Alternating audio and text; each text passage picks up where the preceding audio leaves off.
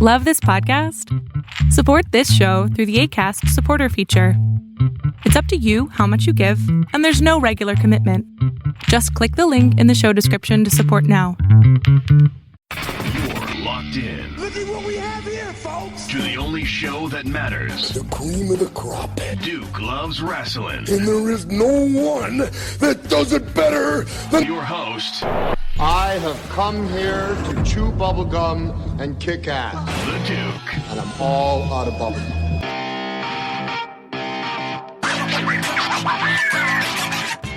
Hi, this is Earl Oliver from Sully's Vintage Wrestling. This is Raj Giri with WrestlingInc.com. This is Sean Reed, boxing writer and undercover low-key wrestling fan. And you're listening to Duke Loves Wrestling. Woo!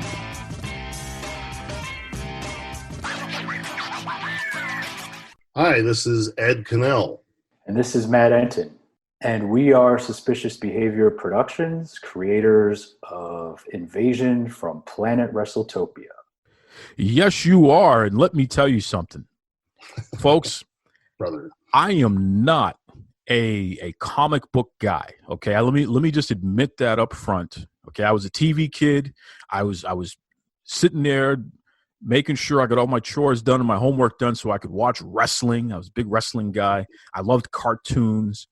When it came to comic books, it just, the bug didn't bite me as hard as it did most of my peers. But I got to tell you something. Invasion from Planet Wrestletopia by far is my favorite comic that I've ever read. And yes, I've read some of those rare X-Men and Superman and all these other things here. Invasion from Planet Wrestletopia, everybody listening, I need you at the end of this interview, okay? Check out the comments that I put in there in the description. You definitely want to get your hands, or get your eyes, I should say, on Invasion from Planet Wrestletopia. Legitimately the best wrestling comic you will ever enjoy reading. The artwork is spectacular, and I'm just really excited to have Ed and Matt here this week just to share some information about the comic. So first and foremost, and we'll start with you, Ed. Ed, are you a wrestling fan? Because this comic is very wrestling specific. So you got to tell me here, what are your credentials in terms of pro wrestling? So I'm a little bit older than Matt here, my co-writer and co-creator. I'm 47, and I grew up as a kid in the 70s and 80s, obsessed with wrestling. And that was the time of, I grew up in Portland, Oregon. I was born and raised here, and at an early age discovered we had this NWA territory, Pacific Northwest Wrestling. And so even before cable, I was able to tune in Saturday nights and watch, the likes of Jesse Ventura and Roddy Piper and Playboy Buddy Rose on my local, Channel 12. And I grew from there. And then stayed kind of obsessed with wrestling through, Ric Flair and Hulkamania and all that stuff. And I did, sort of fall out of it at one point because I was of the, generation of fans where when kayfabe kind of went away, it was a little bit like finding out that Santa Claus, wasn't real. And only worse. And then, it was hard after that to sort of keep going, right? Because you started off as a little kid thinking it's real, and then it's not. So it was hard for me, and though I still love it, and I still love it. I have a ton of warm feelings towards it. These days, I don't watch wrestling regularly. I keep up with it and kind of keep up with what's going on.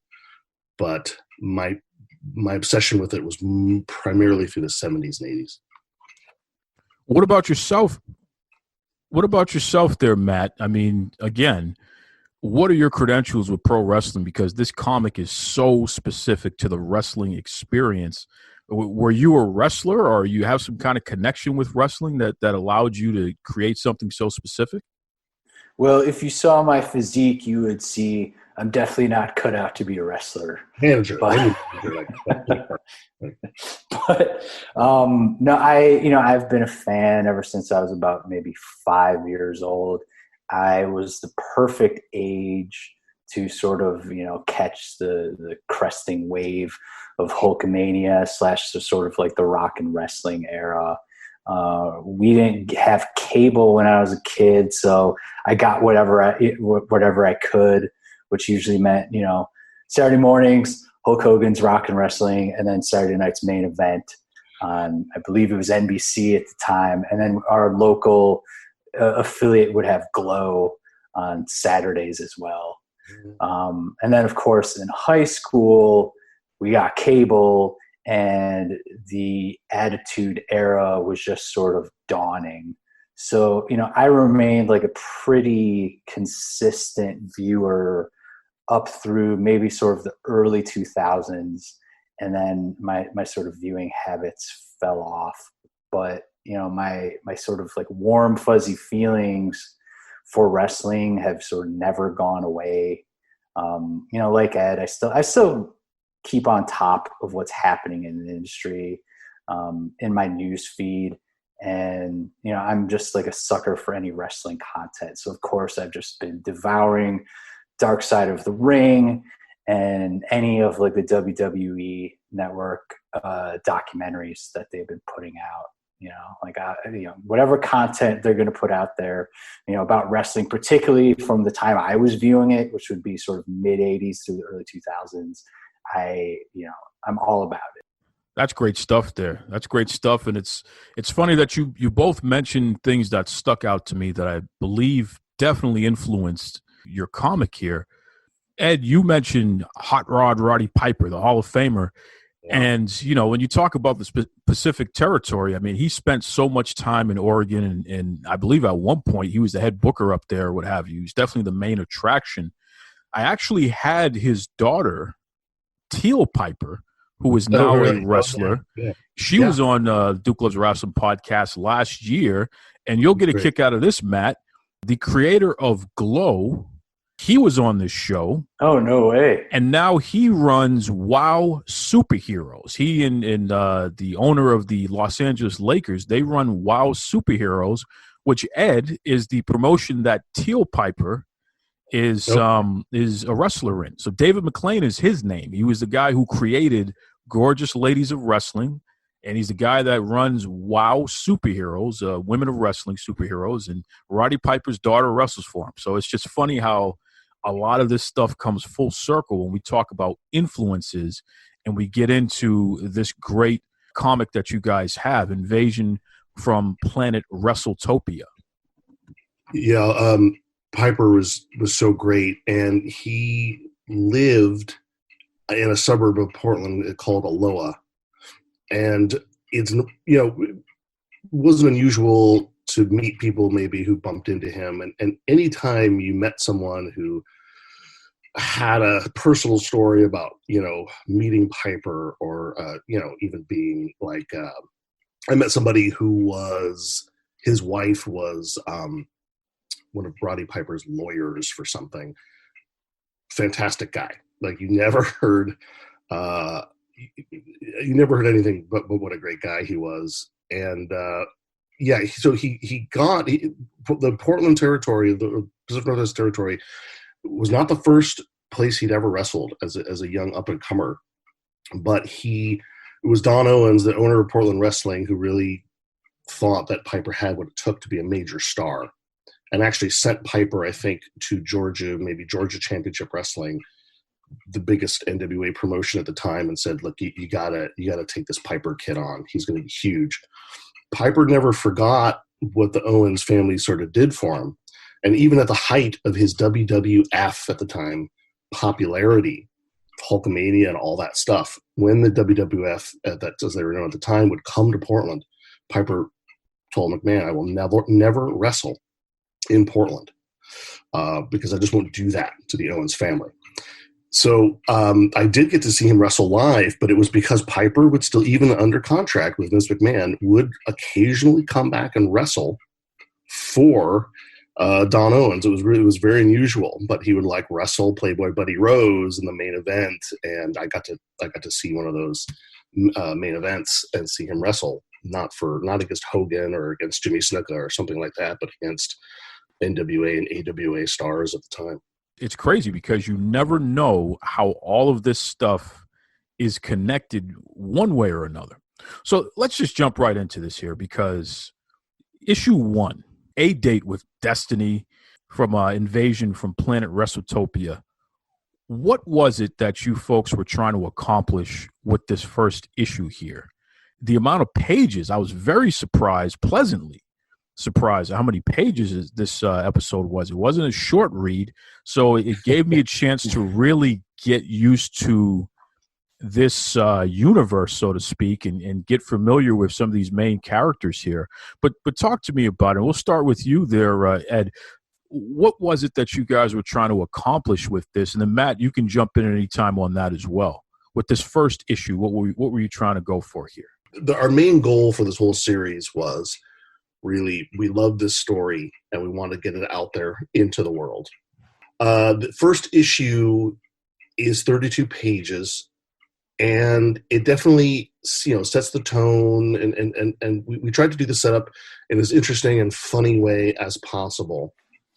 And then it ends on sort of a cliffhanger, in which, our protagonist has really screwed over the entire planet, and we find out at the end of the issue just how bad it's going to get.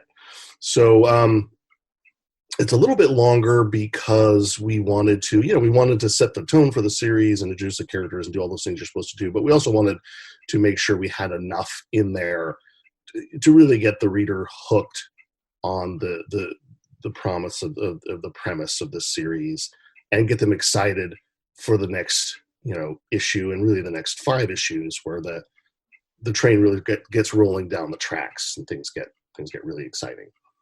Yeah, we like the first issue is longer because we really sort of wanted to establish the protagonist, Rory Landell. We wanted to establish sort of his psychology, who he is now. And because this is not just a series. Yes, it's about an invasion of alien pro wrestlers, but it's also about Rory's like real life sort of heel to face turn. And we really want to kind of dig deep into his psychology. And like a lot of these would start off like super, super action packed, and we decided to kind of more explore our characters in that first issue, and just sort of give a little hint of the premise, right at the end. That's a great description there, and certainly, at least with me, you got me hooked right away. So I got to ask, though, because throughout everything that I've seen so far, right, your first 5 issues, the lingo, it's clear that you guys have been influenced, and when we talk about Roddy Piper and the gorgeous ladies of wrestling and some of these things here, it's clear you've been influenced by people who really do a good job of communicating with the audience, who can speak on the mic, or who can, give these great promos and what have you. So Matt, let me start with you here. Where did that come from? Because the writing in the comic is so strong. It is just incredible. Are you known as somebody who has the gift of gab, or where did you guys get this from? No, I mean, thankfully, so much of wrestling history has been documented on YouTube. So we just watch the hell out of promos, and we're sort of trying to figure out who his like ring, Rory's ring persona was. And I will tell you, I have just infinite respect for the great talkers, just because like those were probably the most difficult things to write.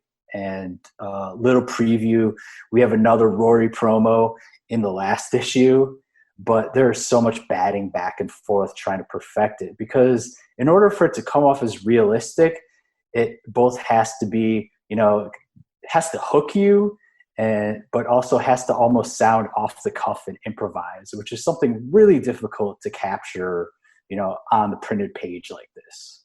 Yeah, and I would add that even as a kid, I want to say early 80s. I was old enough to go to used bookstores, right? I was really obsessed with the wrestling magazines of the time.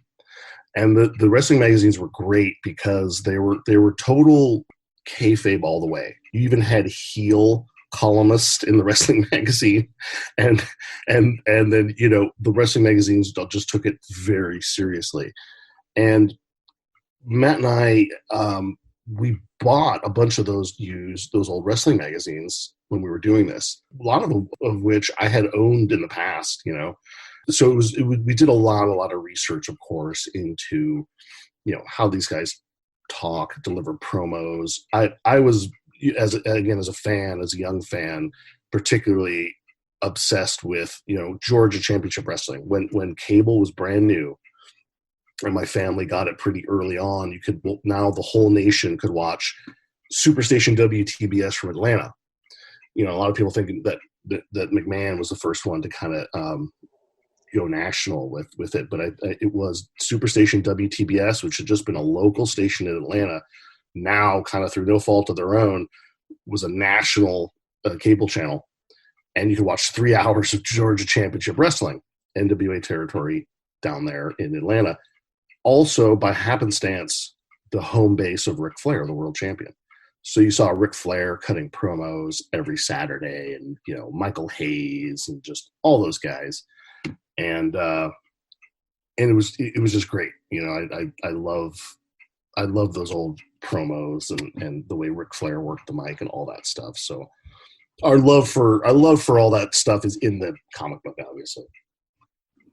One of the things that jumps out and is established right from the beginning, the quality of the artwork. I mean, legitimately, the way that your team has captured the action scenes, especially. Of course, you have the sound effects in there as well when somebody's hitting somebody, which is really cool to see. But talk to me about the artwork itself and how the heck is the artwork so strong? I mean, legitimately, I told you guys this offline. When I first started looking into this, I did not expect to be blown away as much as I am, especially by the artwork. It's as good artwork as I've seen in any comic, which somebody has to have some kind of experience with this sort of thing, because it's not something that was just slapped together. I mean, this is professional work here, guys.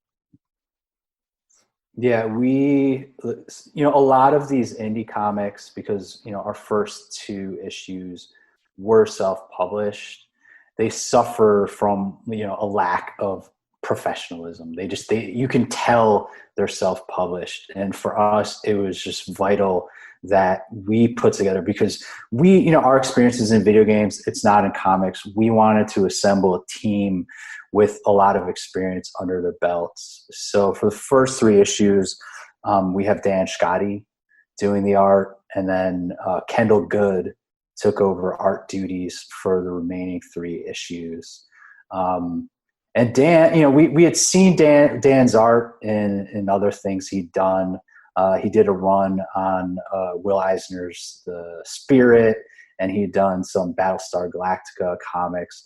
And there was just that like larger than life cartoonish quality to his work, and those crisp lines that we thought would just, work so perfectly with the characters and the type of story we wanted to tell.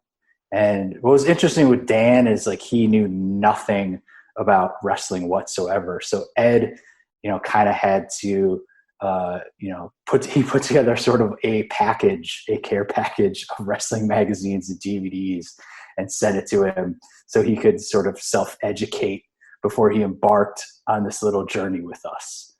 And Dan says we converted him, over there after he had spent, a month watching wrestling DVDs and everything. Like he sort of came out of it with like a newfound respect for the art form. And go ahead. No, I was just saying, but to your point, I mean, we hired professionals to do this. Everything from the Dan Scotty did the initial art for the first 3 issues. Marissa Louise is a professional colorist, done a lot of work for like Marvel, like DC, Dark Horse. Led the lettering for those first 3 issues was called Larger World Studios, but they it's Dave Lamphere who does the lettering, and so we went professional all the way. You know, we're going to do this right, and the results speak for themselves. Now it's hard to keep an art team together, even though everyone's getting paid. I think for sort of an indie small press project, it's hard to keep a creative team together because everyone's a freelancer. So you have Jason Lewis doing the colors for the 4th issue, did a great job. And then for the 5th and 6th issues, you have help me out here, Matt. You have Geo Butler. Geo Butler doing the colors. She's amazing. The last 2. And then Kendall Good took over the art duties for issues 4 through 6. Kendall had already done a lot of work for the WWE comics that Boom puts out. The SmackDown series, I believe they're known as. So he had already done a lot of comic book art for wrestling comics, which was great. So when we lost Dan, we were able to just transition with him, and he already had a ton of wrestling knowledge. And Sal Cipriano, we have a new letterer for the last issue. So it's not like we fired everybody and then replaced them all. It's just they drift to other projects and get really busy, and so you have to just soldier on with the best people you can find. But all the issues look great. We're really proud of what all the artists did. Well, that's an interesting tale there, because the quality of the artwork never dropped off.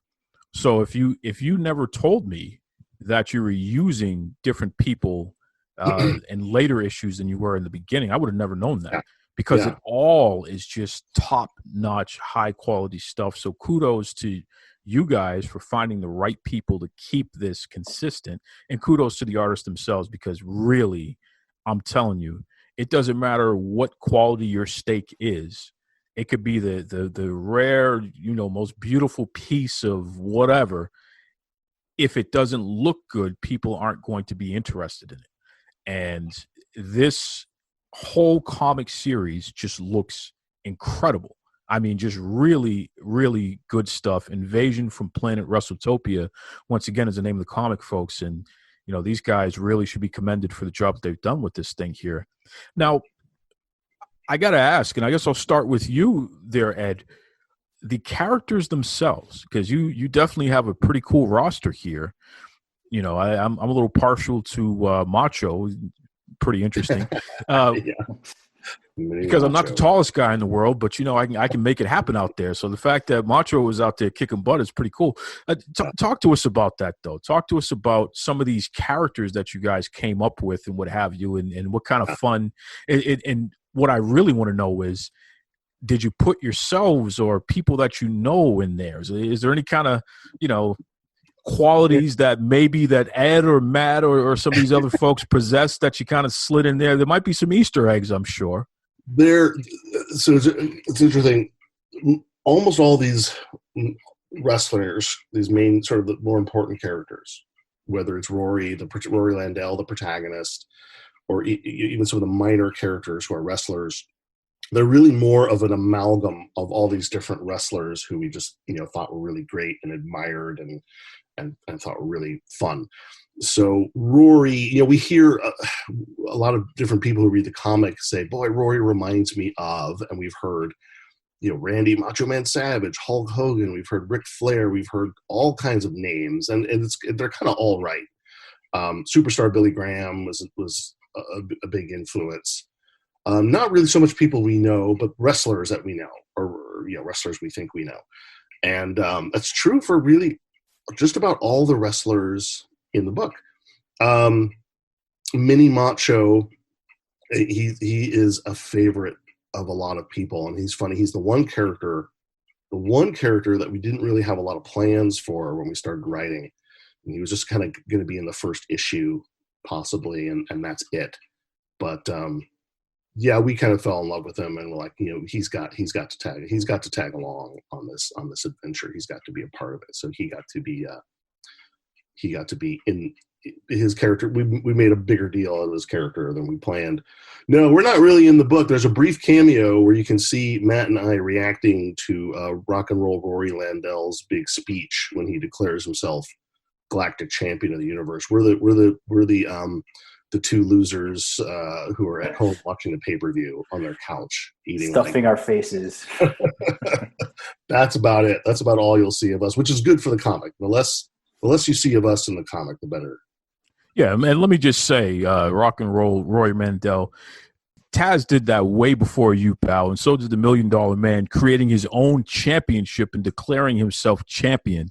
I thought that was pretty clever, the way he did that, to stick it to the promoter, so to speak, with a championship that was even cooler than the homemade championship, so to speak, for the promotion. So I thought that was really interesting there. Matt, what do you add to that, though? Some of these characters, did you have any influence over, possibly sliding yourself in there somehow, some way? I don't really, I don't think any of them are really a reflection of me per se. We really, we did collectively between the two of us, we probably read somewhere between 40 and 50 books about the industry. A majority of those were these, especially during sort of the late 90s through like mid 2000s, there were just a glut of wrestler autobiographies. So we read tons of those and highlighted, the hell out of them. And they really, like Ed said, superstar Billy Graham was sort of an influence on Rory's ring persona, and maybe Jake Roberts was an influence on him as like a person and in his own life. But it just became this kind of like brew of all these different influences until our original inspirations were sort of unrecognizable. I mean, obviously, like Dick Drazen was inspired by Vince McMahon. I think with some of the characters, the influences are a little more obvious. Like 3D started out as the Dudleys, but then they sort of turned into their own thing. So the idea was that we would use, real world wrestlers as an influence and then see how we could sort of depart from that initial influence until they sort of became their own persona unto themselves. Yeah, I will say that, in some respects, I think the emotional stories that we're telling, is maybe where, as a writer, you have to put some of your own stuff in there that I can very much relate to Rory constantly shooting himself in the foot as a person, until he sort of gets his head on straight. That I have some experience with, so that some of that, I drew from to put into the comic book, and I'm sure Matt has some of that in there as well. But as Matt kind of hinted at earlier, we are not wrestlers, and we're so far, we're writers, and we're so far removed from that life, so we really had to draw upon our fandom growing up and tons of source material to really kind of make sure we captured wrestlers accurately, lovingly, but warts and all, if that makes sense. Oh, it sure does. And I can tell you that reading the comics and especially watching Rory's journey, one of the things that comes to mind, other than the various wrestling books, I mean, obviously Have a Nice Day by Mick Foley, Ric Flair's book, I can see the influences that you guys are talking about. But the movie, The Wrestler, clearly one of you or both of you or anyone else who worked on this project, they watched the movie The Wrestler, because there's a little bit of that in there as well, which for sure. That I find really, really interesting. There are some parallels. I mean, we did not intentionally, of course, want to take from that film in particular. The wrestlers, as we are now finding out through Dark Side of the Ring and the many, ghost-written autobiographies, they have the fall is pretty. It's a long fall from wrestling superstardom to obscurity, and a lot of wrestlers have tragic lives. So that story, I think that story was maybe even kind of before we even watched The Wrestler, which I loved. I thought it was a great movie. That whole sort of story was, I think, somewhat familiar if you were really paying attention to wrestling. Yeah, we wrote a screenplay for this over 10 years ago. Okay. And I think we were originally going to pitch it as a movie, and I think we had the first draft written right around the time The Wrestler came out. And I remember being excited about it, but also being nervous. I'm like, how much is, our story's going to overlap? Obviously, it's not about an invasion of alien pro wrestlers, but like how similar is Randy the Ram going to be to Rock and Roll Rory? And while there are definitely parallels, because I think, a lot of wrestlers unfortunately have a very, kind of follow the same path. I thought we sort of diverged enough so nobody could accuse us of it's The Wrestler with sci-fi trappings. Oh, absolutely. You guys, you did a great job of making it your own. But like you said, unfortunately, so many wrestlers have gone through these challenges in life, and even people just in regular walks of life. Ed, you were very honest about that in your own life. People can relate to what's in this, which is what I really like. It's not silly. It's fun. It's entertaining, but it doesn't insult your intelligence, which is so cool.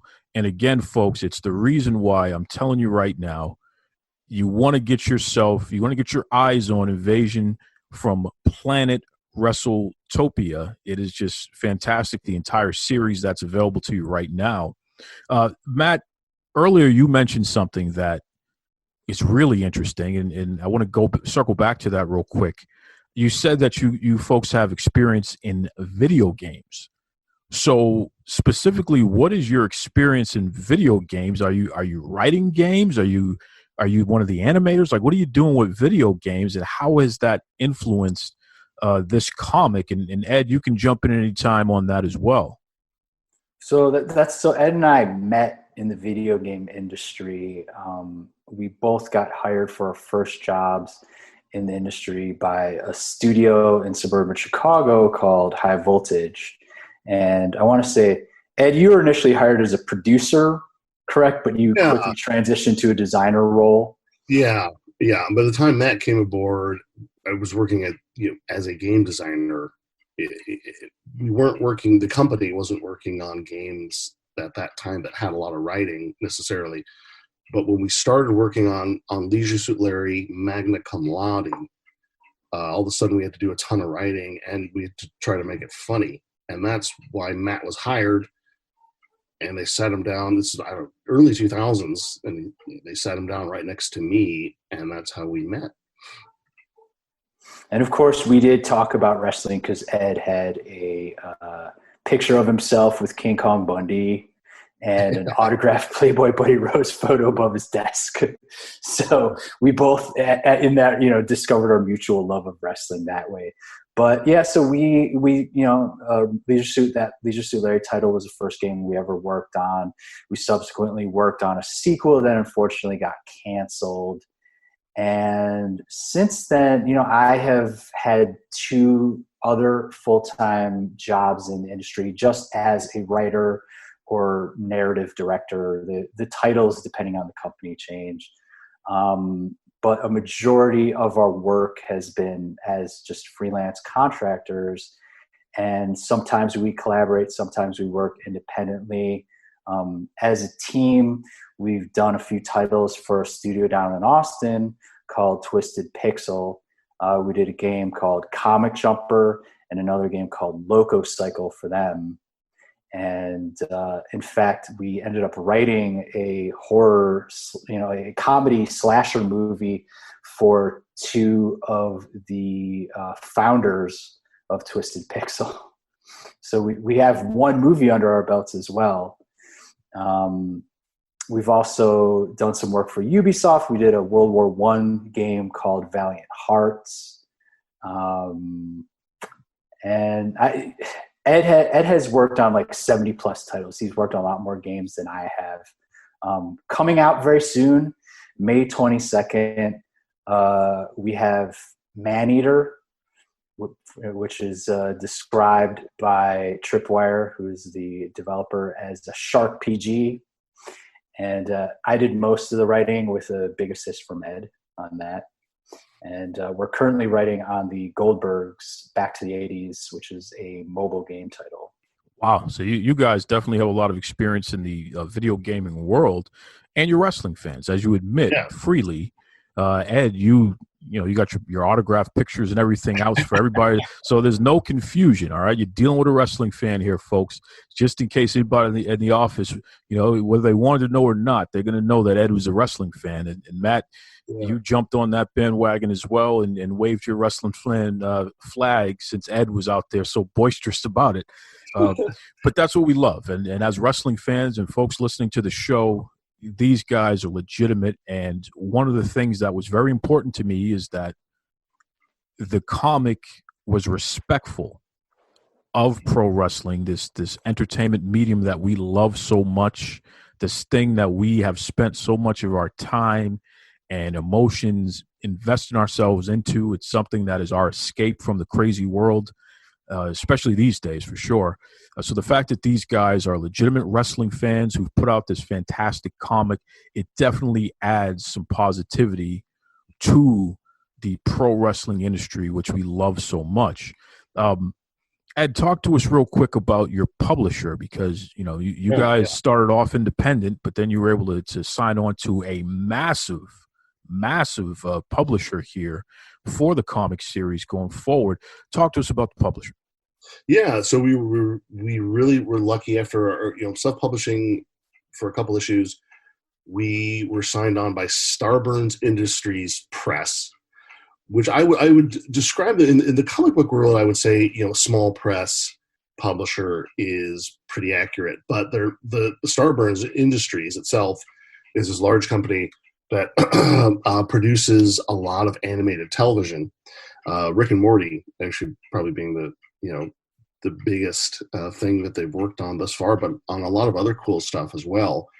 And so it was a nice fit for us. I mean, I would describe Invasion from Planet Wrestletopia as sort of an action comedy, and there it has a story with a heart in there, but primarily it's an action comedy, and so we fit right in with sort of their sensibilities as a company. And so we're real excited about that, and especially as we close in on finishing our sixth and final issue. It'll be interesting to see what we can do, with the collected volume of these issues. I mentioned before that each of these individual issues, if you get them on Comixology, they have their own exclusive bonus material. It's really fun, really funny stuff that we put a lot of effort into that won't be in the trade. However, the trade will have the collected volume, will have its own exclusive bonus material as well. So you can feel good about buying them all if you so wish. And Starburns Industries has been great to work with, and it's really nice to have a publisher. They do a lot of great stuff for us that we couldn't do on our own. So we'll just have to wait and see how else we can kind of push, how much further we can push this title towards finding an audience and maybe finding a home in some different mediums and things like that. But it's been great so far. Well, let's not hold ourselves back any further here. Matt, let everybody know what's the best way they can get their hands on the comic, especially all the issues. I'm sure that this is not the sort of thing where you can just read one or two. You definitely want to check out the entire series, folks. Take it from me. I'm just salivating at what's possible. What could happen next? What's going to go on next in this universe? They even have a wrestling bear. Okay, did you hear what I just said? They even have a wrestling bear. That's a spoiler alert, by the way. But Matt, let everybody know. Invasion from the Planet Wrestletopia. What's the best way that folks can get their hands on this? Just go to Comixology, that's with an X in the middle, Comixology.com, and you can get all 5 current issues and number 6 when it is finally released, hopefully next month. If folks want to reach out to you guys and share their thoughts, especially reviews and things of that nature on the comic once they pick up issues themselves, how can they reach you guys, and how can they reach, the comic, I should say, universe itself in general? So our best social media outlet for that would be Twitter, and we are SBP_comics. Suspicious Behavior Productions is the name of our little 2-man entity. And we're also on Tumblr at Suspicious Behavior Productions. And Ed, you want to round out the rest? Well, yeah, we have a Facebook page. Obviously Facebook.com Suspicious Behavior is where you can find us on there. We do have an Instagram. We're really bad about checking, but we're Suspicious Behavior Productions on Instagram, and we'll give us a shout out on there, and we'll try to be a little more active on there. But Twitter especially, and Tumblr, we like to have a lot of fun on there. Give us a shout. Let us know what you think about the comics, or just what you think about wrestling or life in general, or my haircut, or whatever you want to say. Old wrestling, new wrestling. We love to hear from people. Thank you guys very much. First of all, Invasion from Planet Wrestletopia, great comic, but thank you for respecting the wrestling industry and for actually wearing your fandom on your sleeves. This is great stuff, and I feel like it's something that's going to help even people who may not consider themselves wrestling fans. They'll be able to enjoy this because of the fantastic storytelling and because of the fantastic artwork. You and the team just really did a great job there. Please feel free. We'll start with Matt, then we'll round it out with Ed. Any final thoughts? Anything you want to leave folks with? Well, I just want to thank you. It's our hope that our comic is able to make comic fans out of wrestling fans and wrestling fans out of comic fans. Yeah, and I would just say, in hearing you talk about, respecting wrestling and all that stuff, other people, who have sort of reviewed the book have described it as a love letter to wrestling, and I think that's accurate. It really is the great. I mean, I don't follow it religiously like I used to, but it really is the greatest form of entertainment ever devised by humankind. And I'll also say that our publisher is giving away our first issue. I'm reminded. So if there's somebody out there who just, and we're going through some tough times, obviously, as a planet, if you want to score our digital copy of our first issue for free, just give us a shout on our social media, and we'll shoot you the link.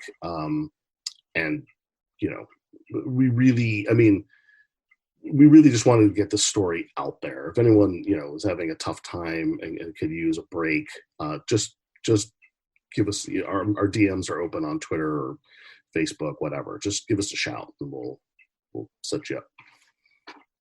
Let me tell you something right now.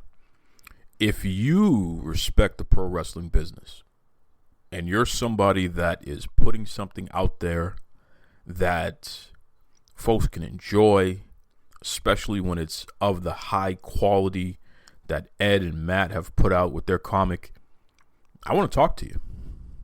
I want to have you on the show. I want to feature you. I want to encourage people to check your stuff out, because clearly you have something going on that's worth paying attention to. There's so many folks out there who take shots at pro wrestling and love to focus on negative things, whether they're making it up or whether there's some truth to it. And we really need more positive pro wrestling content out there, diversified pro wrestling content, and that's what you're going to get with Invasion from Planet Wrestletopia. So once again, thank you, Matt. Thank you, Ed. Just great guys there. I'm really excited for all of you listening to check out the comic. It's available right now, issues 1 through 5. I'm going to put all the information up out there, but Comixology, COMIXOLOGY, You can find it there. Please check it out. I enjoyed it so much. I know issue number 6 is coming out soon. I can't wait to read it. But as I stated before in the interview, you're going to love the artwork. It's just so professionally done. The fact that the guy who, created Rick and Morty is also the place where they're doing their publishing and what have you. It's tremendous. Tremendous. And these are video game guys. So you already knew that you're going to get high quality stuff from them. So again, thank you, Matt. Thank you, Ed. I'll definitely be checking in with those guys again soon because they do a great job. That's right. Welcome back. Welcome back to Duke Loves Wrestling podcast, the show about pro wrestling and everything else. And I hope everyone is doing well out there once again, despite all the craziness in the world. I continue to deliver some content that hopefully you're enjoying, whether you're sick, whether you're healthy, whether you're in between, doesn't matter. This is your stop every week to escape from that crazy reality, right? A little later in the show, I'm going to be speaking to Alexandra Scafidi, who is a massive MMA fan, especially when it comes to UFC. But because of her work experience, she has some thoughts on safety, especially during this COVID-19 pandemic and how UFC is putting on events. So she has some interesting perspective. And what's really interesting is the fact that she is hearing impaired. She's deaf. So for the first time here on the Duke Loves Wrestling podcast, I am utilizing a text-to-speech program to speak on behalf of my guest who actually, she sent me responses to some questions that I had. She sent it to me in an email. So I'm going to use a text-to-speech program so you can hear what Alexander Scafidi has to say. And it's really some great stuff there. I think you folks are going to enjoy it. But before we get to any of that, let me go over some top stories and just share some thoughts because there's a lot that's happened since the last time I spoke to you a week ago. And we could start with the WWE Money in the Bank pay-per-view. It happened. No fans. We're talking about a pay-per-view where the headlining match, the Money in the Bank ladder match, happened on the roof of WWE headquarters in Stamford, Connecticut. Now, according to my research, it's about a 7-story building. WWE was saying it was a 10-story building, which is interesting. Okay, maybe they added some stories. Who knows? But overall, it was for me, it wasn't the best pay-per-view I've seen. But I understand the circumstances. The expectations are not as high as they should be, at least in what we would consider normal times. But overall, there was great effort by all the competitors, and I think that the WWE, they put their best foot forward as much as they could, but it's just, it's a tough deal. It's a tough deal to put on a entertaining pay-per-view that lasts 3, 4, 5 hours long, grab everyone's attention when the presentation is just so different from what we have been conditioned to be used to our entire lives. So it's always going to be a challenge to watch, even on TV. It's going to be a challenge to watch this stuff, but it's important to go through these growing pains because it's pushing innovation. And I really liked the concept of the Money in the Bank ladder match being on the roof of WWE headquarters. That's just something different. They literally put a ring on top of their building, and they had the ladders in the ring. And the competitors, the men and the women, they had their matches at the same time, where they had to start at the bottom level of WWE headquarters, and they were running through all the different floors and getting all the way up to the top, and then battled each other until we had winners. So the winner of the women's Money in the Bank ladder match was Asuka. Thank goodness. I really appreciated that because, folks, the Duke's a big fan of Asuka. Nobody's ready for Asuka. That's right. That's right. So I was pretty happy to see that she won. And the winner for the men surprisingly, was Otis. Otis, of all people, was the men's Money in the Bank ladder match winner. Did not see that coming. Crazy. So the stipulation, and traditionally with Money in the Bank, whoever grabs the briefcase there's a contract inside the briefcase that they can cash in, quote unquote, at any time for the next year for an opportunity to battle for whatever championship that they choose to battle for. So the next night on Monday Night Raw, Becky Lynch comes out, and she has the Money in the Bank briefcase. What the heck is she doing with the briefcase? That's Asuka's briefcase. What's going on here?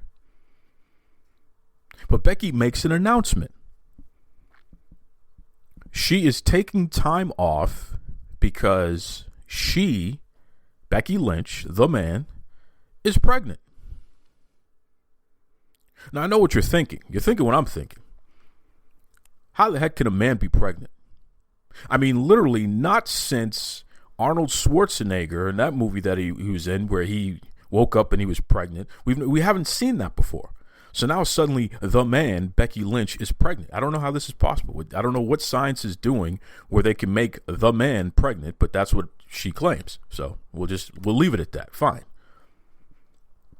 So then she tells Asuka to come out, and Becky opens the Money in the Bank briefcase to reveal that the Raw Women's Championship was inside the briefcase, and because Asuka won the Money in the Bank ladder match, she officially is the Raw Women's Champion. That was a special stipulation that was not revealed during the pay-per-view. It was revealed on Raw the next night, which was really smart. Really, really smart booking on the part of WWE. And in fact, it literally crashed the internet. Everybody was talking about it. Raw trended number one. Becky Lynch, Asuka, they all trended number one at various points throughout the night. It was good stuff. And of course, Asuka being Asuka, she celebrated, she danced, she gave Becky a hug, which was kind of interesting. She Asuka was just so excited, so happy, which was cool. And I think these two really like each other. So I believe that, and Asuka even expressed this, Becky seems to be appreciative of the fact that if she's going to deliver the belt to anybody, delivering it to Asuka is definitely the right way to go, because Asuka will take that championship and uphold the standard of what a WWE Raw Women's Champion should be. So everybody wins in that situation. And congratulations to Becky and Seth Rollins. Good luck with you two and your endeavors on this road to being parents. It's good stuff. I don't know if Seth Rollins is going to take time off as well, but Becky, she's gone for now. That's official. Now, I got to tell you, I want to give a side note here. Shout out to Shayna Baszler. She put out a statement saying, how stupid can you be to get pregnant while you're champion? I thought that was hilarious. 100% heel, right? And then she said, do you know you see who that kid's father is? That kid's going to suck. Which was another thing. And Shayna Baszler just healing it up, man. That's a whole other story. Some folks took exception to that, which is fine. It's pro wrestling, folks. Come on. Obviously, she wasn't being serious. She was talking about Becky Lynch, the character, not Rebecca Lynch, the person and the real mom. Come on, folks. That's a built-in feud that can happen whenever Becky drops the baby, is back healthy, and is ready to wrestle again. That's a built-in feud that'll be ready to happen. Shayna Baszler will be waiting for her. That's right. That's right. Now, on the other side, as I said, Otis is the men's Money in the Bank winner, and he's on SmackDown, so we'll have to wait and find out what he has to say about that. But he's in that storyline with Mandy Rose, so that'll be interesting. It'll be interesting to see what happens. Otis has been very popular lately. That Mandy Rose storyline has hit lightning in a bottle and it's taken off, and that's great for them. But I got to tell you something, folks. I'm very confused. Both the men's and the women's Money in the Bank ladder matches, not a single black wrestler was in either one of those matches. I just don't understand it. And I broached the topic, and a few people said, well, hey, Duke, Just because you're black doesn't mean you should be in the Money in the Bank ladder match or you should be in the main event. And I agree with that. But there are some talented black wrestlers in the WWE. Kofi Kingston and Big E and Lashley. Right? Come on. You mean to tell me none of those guys could have been in that match? Really? R-Truth? Look at R-Truth. R-Truth has been the MVP of the WWE over the past year. With what he did with that 24/7 championship, it's just been incredible what he has helped the WWE do. What if he won the Money in the Bank ladder match? Don't you think that would be more compelling to see R-Truth figure out when he's going to cash in and how? And hey, imagine if R-Truth actually became Universal Champion or WWE Champion. You're going to tell me the fans wouldn't buy that? That would be an incredible moment at a major pay-per-view. But you gave it to Otis. You gave it to Otis. And I'm sure it's going to help Otis get over. And yeah, you do need to create new stars, so I'm not against that. I just don't understand, of all the people, why he has to be in that spot right now. So, I'm just expressing my disappointment, my frustration as that relates. And on the women's side, where was Bianca Belair? Where was Naomi? Why were there no black women in that match? It just doesn't make any sense. Sasha Banks didn't even wrestle the whole pay-per-view. She was on the outside for Bayley's match against Tamina, which is a whole other story. I mean, it just, I don't understand it. I think it's poor form on whoever wrote that pay-per-view, whoever booked it. They need to get it together. That's right. That's right. Speaking of getting it together, Alberto Del Rio, or Alberto El Patron, as he likes to call himself. He was arrested on a domestic violence charge, and his girlfriend, she put in a police report that Alberto had held her against her will and tied her up and sexually assaulted her and accused her of cheating on him and beat her up and did all kinds of crazy things, choked her and all. Oh my God, just horrific stuff, folks. You would think you were just reading that report. You thought you were reading some kind of horror novel or something.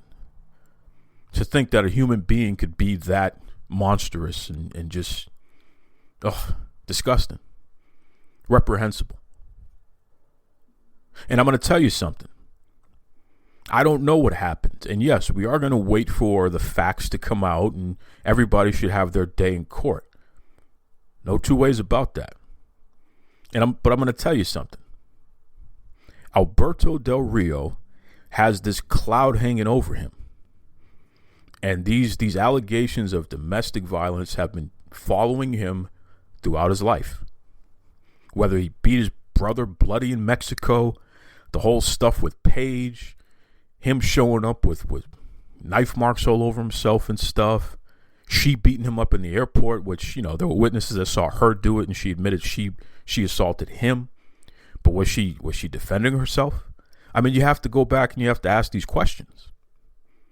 I don't know what's up with Alberto. But I'm going to tell you one thing.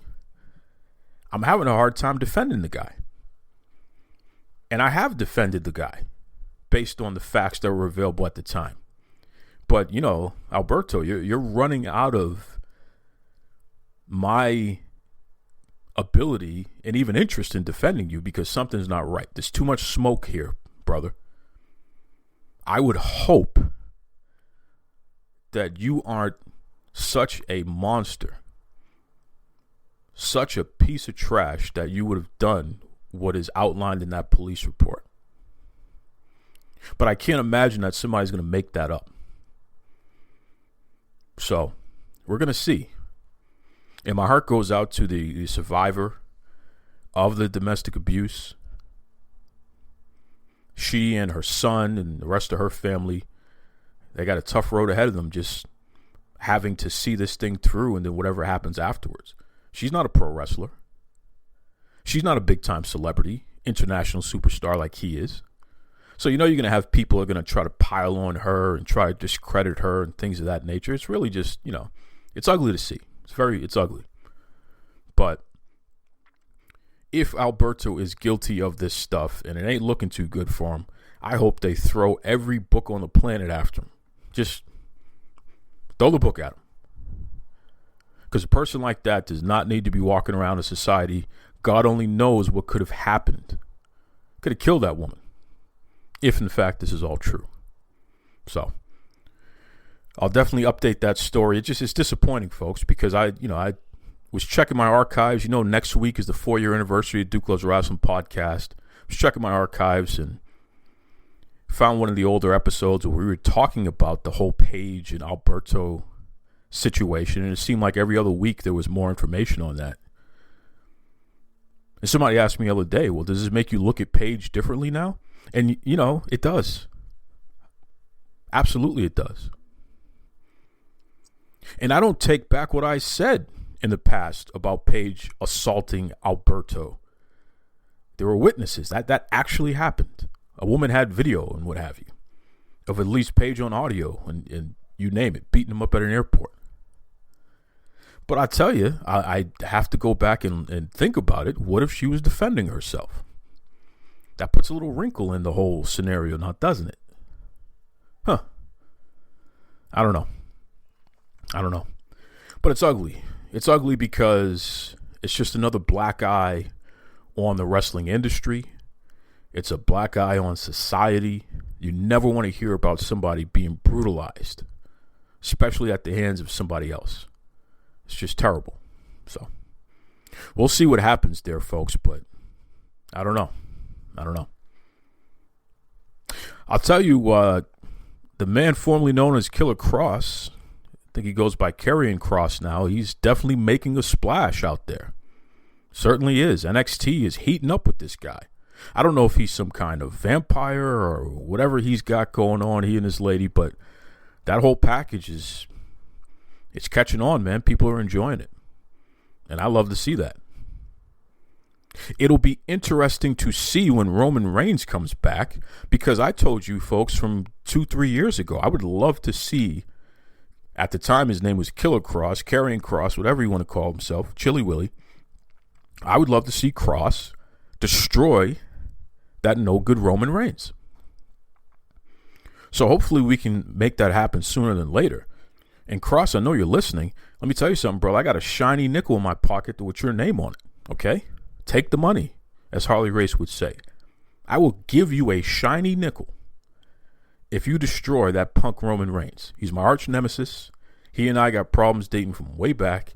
I need you to finish him off for me. We'll talk about that offline, though. That's right. Sami Zayn was stripped of the Intercontinental Championship. Stripped.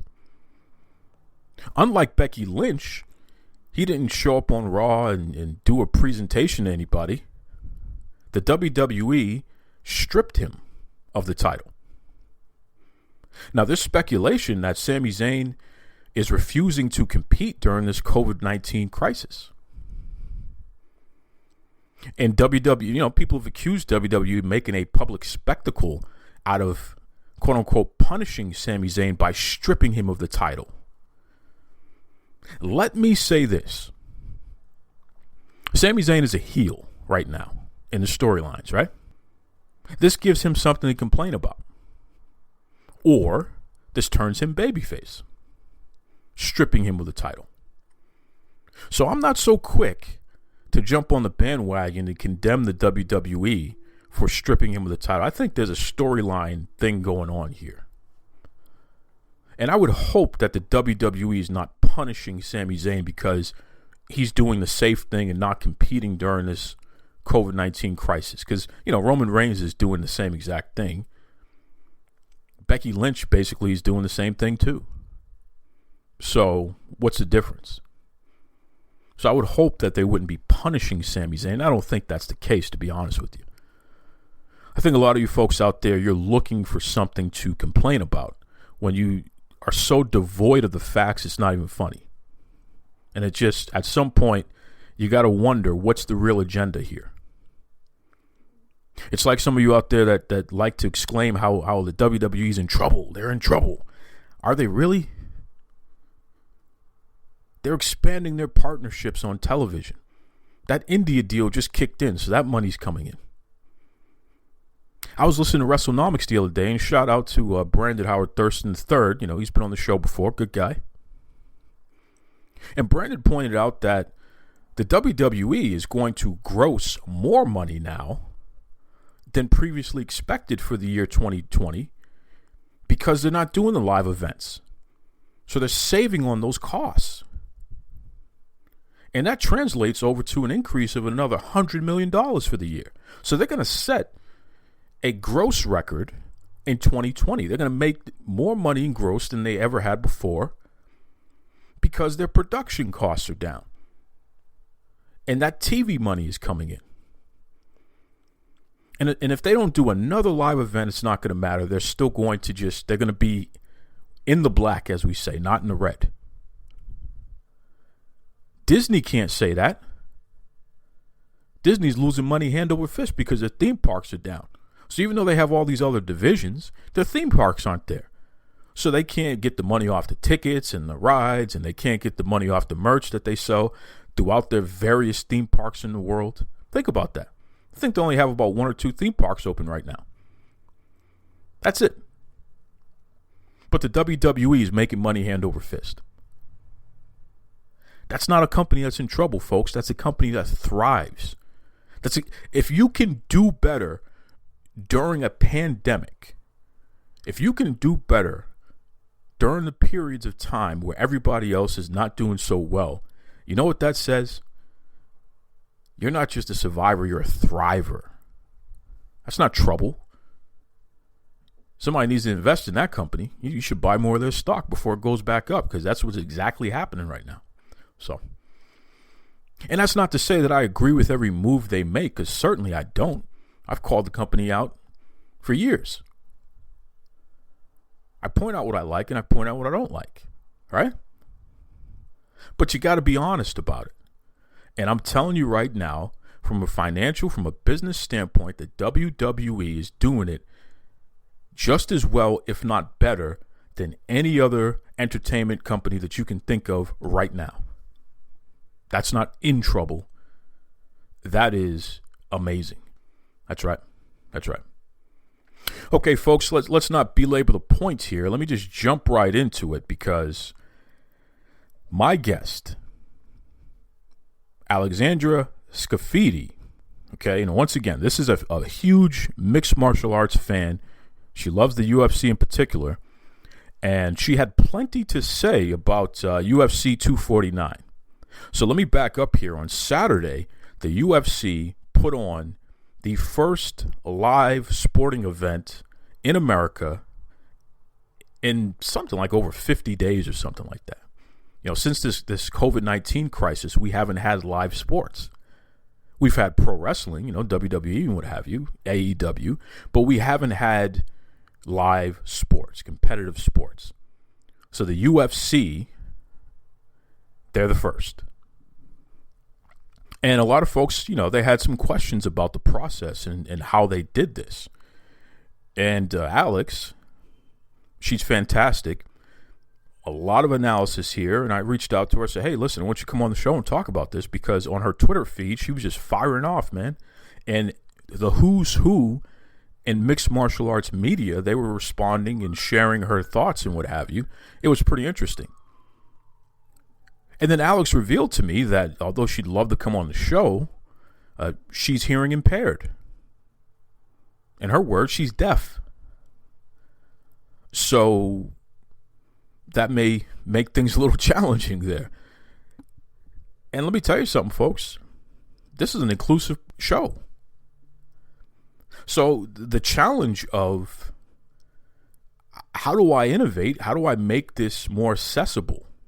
I did some research and I came up with something. It's like, all right, let me get a text-to-speech program, and I'll send Alex the questions and she can respond. And, you know, I asked her if that was okay, and she said, sure, let's do it. And so here we are. So you are going to hear the text-to-speech program responding, and I'm just going to ask the questions. and play the responses. And these are Alex's words, mind you. And let's see how this goes, man. I'm pretty excited about it. So, welcome to the Duke Loves Wrestling podcast. Once again, Alexander Scafidi. And Alex, I'm just going to jump right into it because, UFC 249 was the hot topic that you were discussing on Twitter. So first of all, what specifically were your concerns regarding safety as it relates to UFC 249 and how it was affected by the COVID-19 global pandemic? I'm concerned that fighters will be immunocompromised during their weight cuts, as well as after the fights themselves, which puts them at greater risk. Serena de Jesus has been vocal about sharing that herself. Some fighters have fallen ill after really hard fights, because their immune systems are compromised, due to the stress, and other factors. Fighters traveling unnecessarily, puts themselves, and others at risk. I have not seen nor heard about fighters being paid more for taking fights during the pandemic, excluding undisclosed fighting bonuses. Testing has been questionable and not completely reliable. In addition, I'm concerned with these new waivers that the fighters have been signing, which seem to exempt the UFC from liability if a fighter, or their family members, get sick with COVID-19. Another concern is the UFC has not followed up with all of the safety protocols that they themselves released. I saw that they had done interviews inside the octagon during the event, despite UFC originally stating they would not do this.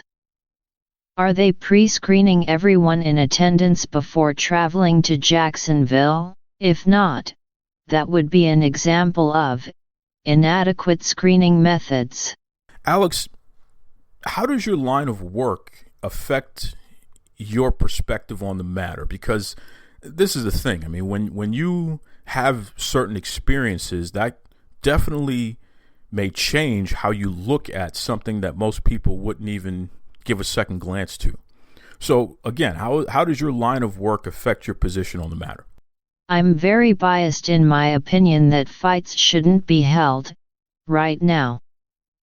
As an essential worker, I work with hospitals in organizing PPE donations and dealing with supply chain support. And as a COVID-19 screener, I am also a residential youth worker.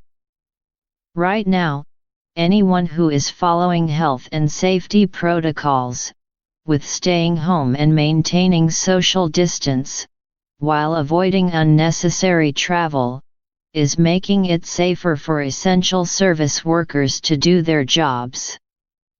It personally frustrates me that some people think sports are above the pandemic we are facing. I understand wanting to have some normalcy, but that's what Fight Pass is for. Get creative and do some viewing parties with events you haven't seen before. Any reason to host events right now is selfish. UFC's pay structure appears to keep the rich rich, and those who don't get paid so much remain in their spot.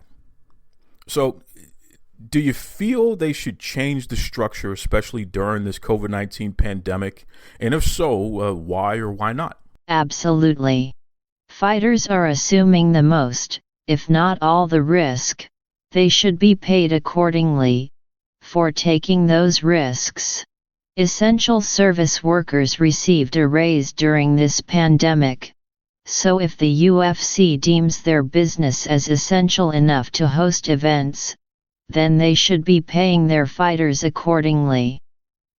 I'll always maintain that fighters already do not get paid enough for what they do.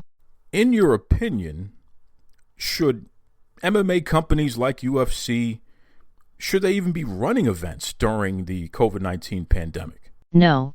For all of the reasons I explained before, and additionally because, as doctors and epidemiologists have explained in interviews with The Athletic and Bloody Elbow, it's just not a good idea.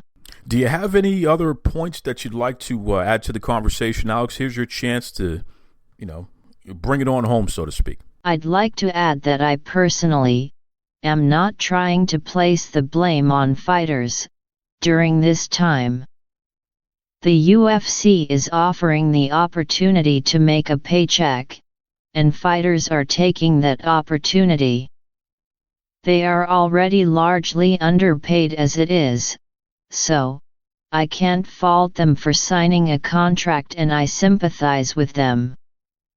That being said, they're not the only ones out of a paycheck and having a hard time right now. Nothing makes any of them better than anyone else who is out of work right now. I also don't agree with fighters sharing misinformation and dangerous sentiments about the virus to their audience on their platforms. I sincerely hope that with the events coming up, fighters take every single necessary precaution and stay as safe as they can. There you have it, folks. Alex Scafidi, and you can find her on Twitter and read all of her great takes. Once again, I know a lot of folks in the MMA community, the journalists, the fans, the fighters, they're definitely popping up on her Twitter feed there. That's at Alex, AlexSCAFFIDI_.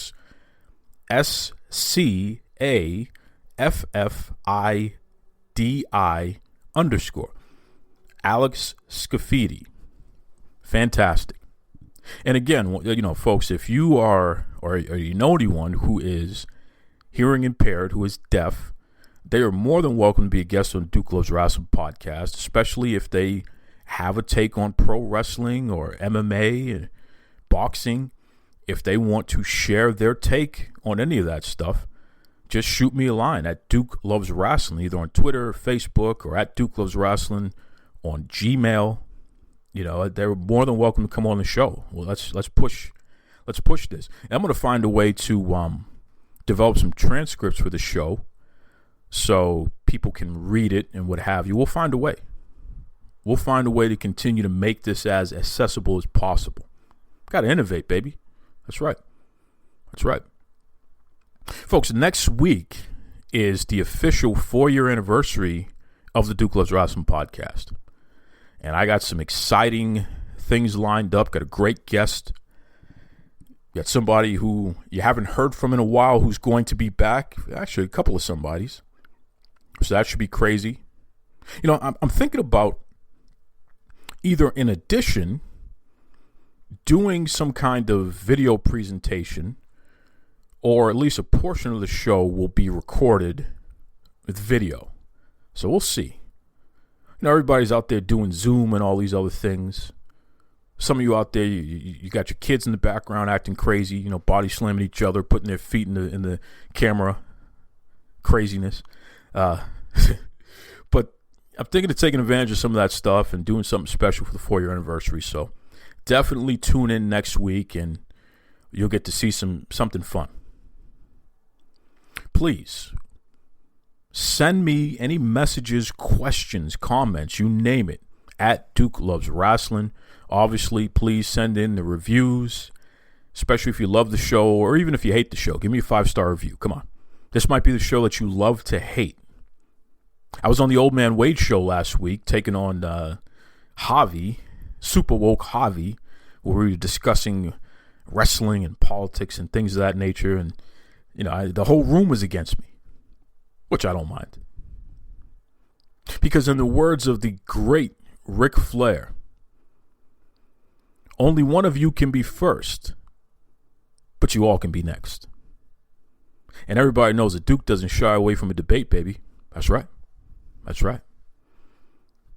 So once again, folks, please be kind to yourselves and be kind to others.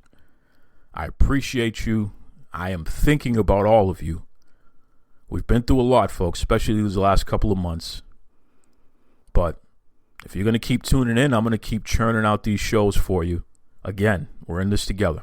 So please be safe. Join us next week for the 4-year anniversary. Until then, take it away, Tony Schiavone. Mr. Tony Schiavone, and we're desperately out of time on Duke Loves Wrestling.